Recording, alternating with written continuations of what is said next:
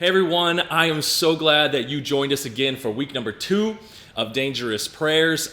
It's going to be so good for our prayer life. I hope last week praying Search Me really changed you. We talked about this prayer last week and how we want God to search us. We want God to find the fears and the sins specifically in our lives so that we can trust Him more and become more like who He wants us to be, right? Well, again, this week, just like last week, I'm going to give you an overview, a short little teaching of what we're talking about the prayer we're talking about, and then throughout the video, you will pause it and have a few different discussion questions, and at the end, we'll have a little challenge. Well, this week, we are talking about 2 different examples in the Bible that show us that we should be praying the prayer, break me. Doesn't that sound fun? This week's maybe a little bit more painful than last week even, but this idea of break me, God. The first example is of a prostitute who comes and she comes in and finds Jesus in this house, and she breaks open a jar of perfume that represented her sinful past and the hope of making money in the future. She breaks this jar of perfume that today would be worth about $20,000. It's a big deal. And she just pours it on Jesus's feet. And the people in the room, they kind of freak out because this sounds crazy, doesn't it? Like, what a waste. But what this woman was saying is, I give you everything. I give you everything I was and everything that I could possibly be with this perfume that is really my livelihood. Then the second example of being broken, we have Jesus breaking bread at the Last Supper, what we call communion, right? Jesus says, "This is my body, which is broken for you," and he breaks this bread. He says, "Do this in remembrance of me." And, the question is was he just talking about breaking bread together, or was he actually saying, I need you to be broken. You need to do this to remember me and what you are called to do. He says, take up your cross daily in another place. Like, be broken. Die to yourself. Don't hold on to your life. I know that it's hard for me to want to do something if it's going to cost me too much, right? Like too much time, too much money, too much energy, whatever. I like being comfortable.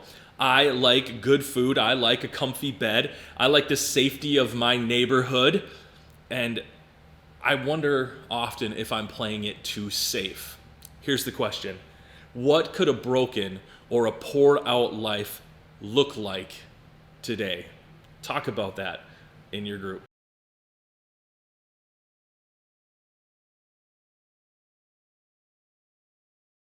All right, continuing on, let's talk about this, because being broken sometimes is the best way and maybe the only way for us to grow. When things are all good, we don't feel like we need God, we don't feel like we need to change or we need to grow, so we just keep on keeping on with the status quo. We pray these prayers, bless me, keep me safe, and I'm wondering if when we pray those prayers, if it's almost like, don't let me grow, don't make me trust you, right? Because that's when we grow, that's when we trust God, is when we are broken, when we're not safe. We say this all the time, right? You've heard it said, I'm sure you've said it yourself. They'll change when they hit rock bottom. They're not at their rock bottom yet. And I wish this wasn't the case, but as human beings, for some reason, we don't change unless we are absolutely at our worst. We are absolutely broken. We need to be broken. We need to be empty of our pride. We need to get rid of our self-confidence and our self-sufficiency to really grow, it seems like.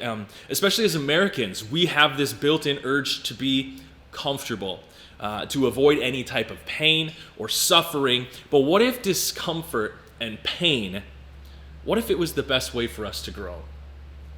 Like an egg or a cocoon being broken. Would you be willing to be broken if that was the best way for you to grow, to be more like who God created you to be? There are certain areas of my life that I'm actually pretty good at growing in without being broken, without having to go through pain. But there are definitely some areas of my life that seems like I'm not really going to grow unless I am completely broken in that area. And I don't know why that is if I'm just stubborn or if I'm prideful, but it seems like that's the only way in that area of my life, or those certain areas of my life, that I'm going to grow. So the question is, what parts of our lives, or maybe your life specifically, are best strengthened or best being grown in by being broken, and why? Talk about that.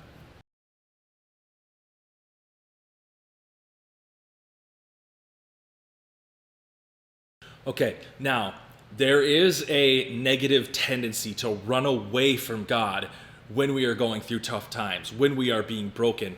Please, please don't do that. You have the option to either move closer to God and let Him comfort you, or to get angry at Him and run away from Him. The best thing that we can do during our times of brokenness and hurt is to run to Him. And don't fight the breaking. Forget trying to appear strong. Be weak, be vulnerable, be broken, because one day God is going to probably use that brokenness to help somebody else. You can't imagine how many times I've had conversations with people where they tell me about what has happened in their life, the bad things that have happened, and now how they are using that bad thing to minister to other people who are going through the same exact thing. Man, what if we need to let God break us so that we can help others go through this same brokenness? He can use our weakness. Now, the broken part of my past that God has used multiple times to help other people is actually not the situation itself, but in my response to the situation. You know, some people talk about being addicted or being abused and those kinds of things. For me, it wasn't the situation, it was the response.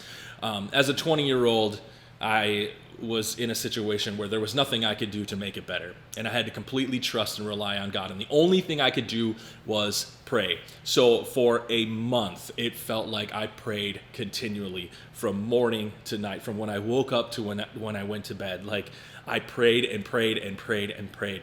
And man, I spent so much time with God that my relationship with Him grew more in that short month than it probably has the rest of my life combined.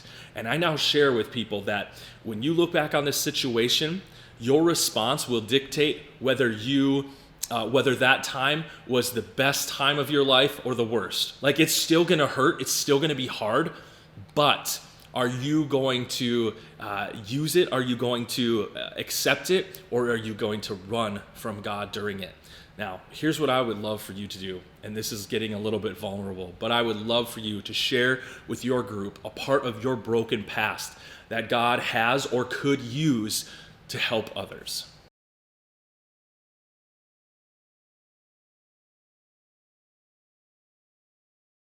Now, to close this off, let me ask a question.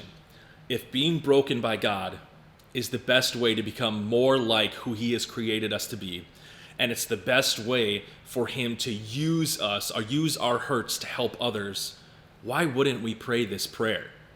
I mean, the obvious answer is because it hurts to be broken.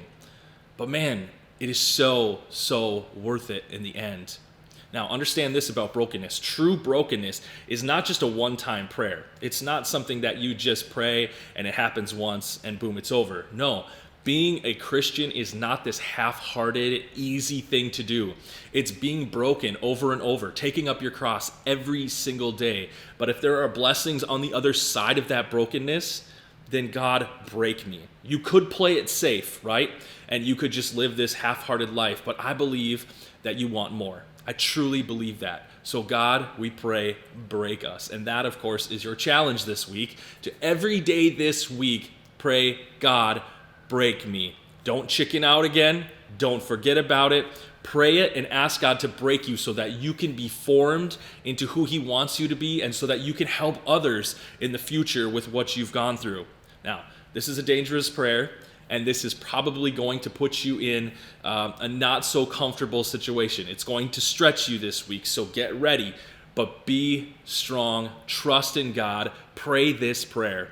Again, before you leave, as a group, make sure you take some time to pray, because we are doing dangerous prayers. And with that, We will see you next week.